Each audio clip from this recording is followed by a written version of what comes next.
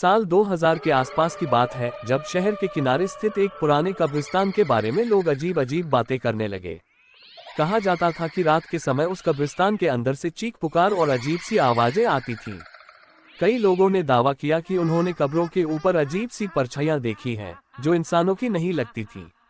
राहुल और उसके दोस्तों को इन अफवाहों पर यकीन नहीं था। एक दिन उन्होंने तय किया कि वे कब्रिस्तान की सच्चाई जानने के लिए रात में वहां जाएंगे। वे सब एक दूसरे को दिखाने के लिए हिम्मत जुटाकर कब्रिस्तान की ओर निकल पड़े।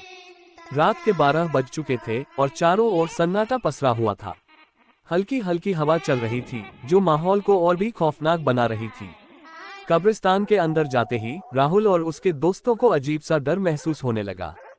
वहां की हवा में एक अजीब सी ठंडक थी, जैसे किसी अदृश्य ताकत का साया हो। अचानक कब्रों के पास से किसी की धीमी धीमी सिसकियां सुनाई देने लगी।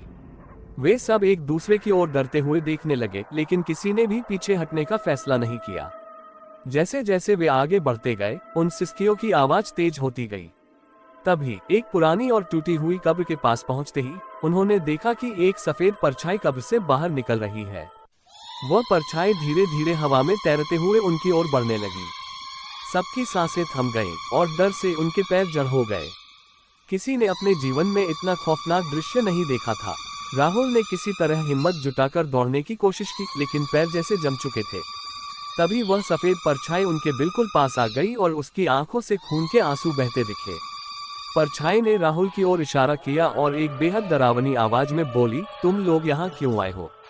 ये जगह तुम्हारे लिए नहीं है। जाओ, इससे पहले कि देर हो जाए। ये सुनते ही राहुल और उसके दोस्तों के होश उड़ गए। वे तेजी से दौड़ते हुए कब्रिस्तान से बाहर निकले और कभी दोबारा उस रास्ते पर नहीं गए। अगले दिन शहर में खबर फैली कि जो भी रात में उस कब्रिस्तान के पास जाता है, उसे अजीबोगरीब घटनाओं का सामना करना पड़ता है।